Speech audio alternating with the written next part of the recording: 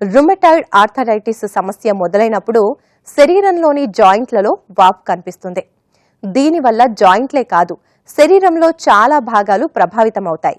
వాటిలో ఊపిరితిత్తులు, చర్మం, కళ్ళు, గుండె, రక్త కణాలు లాంటి ఎన్నో ఉంటాయి. ఊపిరితిత్తులు ప్రభావితమైతే ఆ ఇబ్బంది వర్ణనాతీతం. రుమటాయిడ్ లంగ్ డిజీజ్ గా చెప్పే ఈ సమస్యకు పరిష్కార మార్గాలేంటో ఇప్పుడు తెలుసుకుందాం.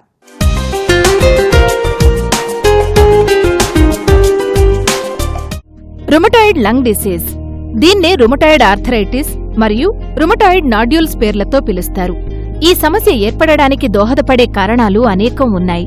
ఈ సమస్య ఉన్నప్పుడు కీళ్లలో వాపు, కీళ్లు బిగుసుకుపోవడం, కీళ్లు వంకర తిరగడం, ఛాతీ నొప్పి, దగ్గు, జ్వరం, శ్వాసలో ఇబ్బంది, చర్మంపై బుడిపెలు ఏర్పడటం లాంటి లక్షణాలు కనిపిస్తాయి. ఈ రుమటాయిడ్ సమస్య వల్ల పలు రకాల ఊపిరితిత్తుల సమస్యలు తలెత్తుతాయి. దీనివల్ల ఊపిరితిత్తులు, శ్వాసనాళాలు, ఊపిరితిత్తులకు వెళ్లే రక్తనాళాలు లేదా ఫ్లోరా ప్రభావితమవుతాయి. పల్మనరీ నాడ్యూల్స్ ఏర్పడి శ్వాస తీసుకోవడం ఇబ్బందికరంగా మారుతుంది. ఈ బుడిపెలు ఊపిరితిత్తుల లోపలికి వెళ్లినప్పుడు న్యూమోనియా కూడా రావచ్చు. ఈ పరిస్థితిని రుమటాయిడ్ లంగ్ న్యూమోనియా అంటారు. దీనివల్ల ఊపిరితిత్తులు బిగుసుకుపోయి గట్టిపడతాయి. ఊపిరితిత్తుల పైన ఉండే పొరలో ఇన్ఫెక్షన్ వచ్చినప్పుడు దాన్ని ఫ్లూరైటిస్ అంటారు. అలాగే ఊపిరితిత్తుల్లో నీరు చేరడాన్ని ఫ్లూరల్ ఎఫ్యూజన్ అంటారు.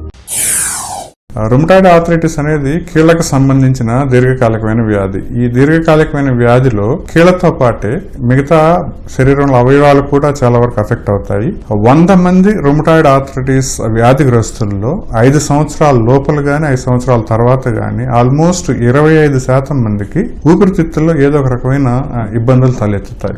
ఈ ఊపిరితిత్తుల్లో వచ్చే ఇబ్బందులు శ్వాస నాళాలు కావచ్చు, లేదంటే ఊపిరితిత్తులు కావచ్చు, లేదంటే ఊపిరితిత్తులకు వెళ్లే రక్త నాళాలు కావచ్చు, లేదా ఊపిరితిత్తు పైన ఏదైతే పొర ఉంటుందో ప్లూరా అంటాం దాన్ని, అది కావచ్చు. ఈ 4గిట్లో ఏదో ఒకటి ఈ రుమటాయిడ్ ఆర్థరైటిస్ వల్ల ఎఫెక్ట్ అవుతుంది అనమాట. ముఖ్యంగా ఊపిరితిత్తుల లోపలికి వెళ్ళినప్పుడు మాత్రం న్యూమోనియా లాంటి ఫీచర్స్ కనిపిస్తాయి అనమాట. ఈ న్యూమోనియా ఈజ్ లైక్ మన బ్యాక్టీరియా వల్ల కానీ వైరస్ వల్ల కానీ వచ్చే న్యూమోనియా లాగా కాకుండా రుమటాయిడ్ ఆర్థరైటిస్ వల్ల వచ్చే న్యూమోనియా. సో దానిలో ఊపిరితిత్తులు బిగుసుకుపోవడం బిగిన్ అవుద్ది.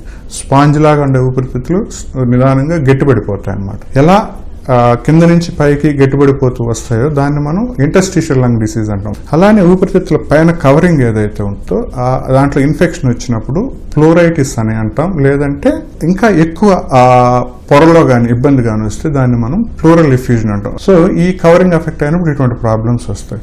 అధిక బరువు కారణంగా కీళ్లపై ఒత్తిడి పెరిగి రుమటాయిడ్ ఆర్థరైటిస్ తీవ్రతను పెంచుతుంది. శరీర BMI 30 లేదా అంతకు మించి ఉన్నవారిలో సాధారణ బరువు ఉన్నవారితో పోలిస్తే రుమటాయిడ్ ఆర్థరైటిస్ అభివృద్ధి చెందడానికి 25% ఎక్కువ అవకాశం ఉన్నట్లు ఓ అధ్యయనంలో వెల్లడైంది. శరీరంలోని కొవ్వు కణాలు శరీరంలో వాపు రావడానికి కారణమవుతాయి. రుమటాయిడ్ సంబంధిత ఊపిరితిత్తుల వ్యాధి వచ్చినప్పుడు పొడి దగ్గు, కొద్ది దూరం నడిచినప్పుడు, మెట్లెక్కినప్పుడు ఆయాసం, శ్వాస తీసుకోవడంలో ఇబ్బంది, వయసులో మార్పులు రావడం లాంటి లక్షణాలు నిదానంగా పెరుగుతుంటాయి. మరికొంతమందిలో ఊపిరితిత్తులో వచ్చే కణుతులు పగిలినప్పుడు ఊపిరితిత్తుల్లో చీము చేరవచ్చు, లేదా ఊపిరితిత్తుల్లోంచి గాలి బయటకు రావచ్చు. దీన్ని న్యూమోథొరాక్స్ అంటాం. ఇవి రుమటాయిడ్ నాడ్యూల్స్ వల్ల ఎదురయ్యే ఇతర సాధారణ సమస్యలు.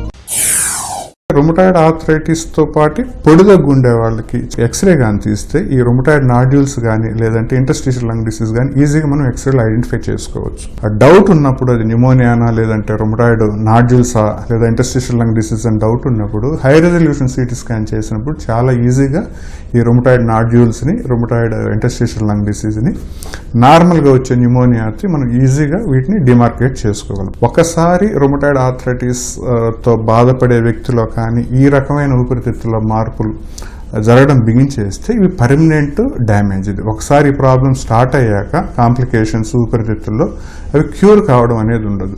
కానీ మందులు ఏవైతే ఉంటాయో రుమటాయిడ్ ఆర్థరైటిస్కి ఆ మెడిసిన్స్ని మనం కంటిన్యూ చేసుకుంటూ ఈ ఊపిరితిత్తులకు సంబంధించిన మెడిసిన్స్ని మనం యాడ్ చేసుకున్నప్పుడు ఫాస్ట్గా ఈ డిసీజ్ ఏదైతే ప్రోగ్రెస్ అయ్యి లైఫ్ థ్రెటనింగ్ సిచ్యువేషన్స్కి వెళ్తుందో దాన్ని మనం స్లో డౌన్ చేసుకోవచ్చు. ఈ రుమటాయిడ్ ఆర్థరైటిస్ని కూడా చాలా జాగ్రత్తగా కంట్రోల్లో ఉంచుకున్నప్పుడే మిగతా కాంప్లికేషన్స్ నుంచి వీలైనంత వరకు ఫాస్ట్గా ప్రోగ్రెస్ కాకుండా చూసుకునేదానికి వీలవుతుంది.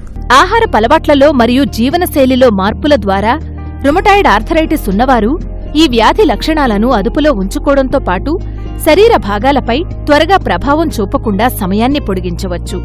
మసాలాలు, వేపుళ్లు తగ్గించడం, జీర్ణమవడానికి కష్టమయ్యే ఆహారం, తీపి పదార్థాలు, పానీయాలు, కేలరీలు అధికంగా ఉండే ఆహారానికి దూరంగా ఉండటం లాంటి జాగ్రత్తలు తీసుకోవాలి.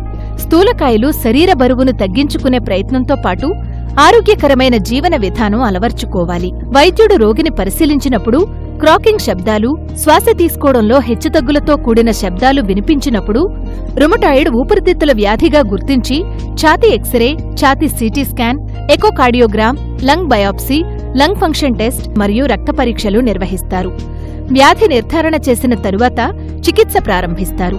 ఒకవేళ పరిస్థితి విషమిస్తే కొన్నిసార్లు తప్పనిసరిగా ఊపిరితిత్తుల మార్పిడి చేయాల్సి ఉంటుంది.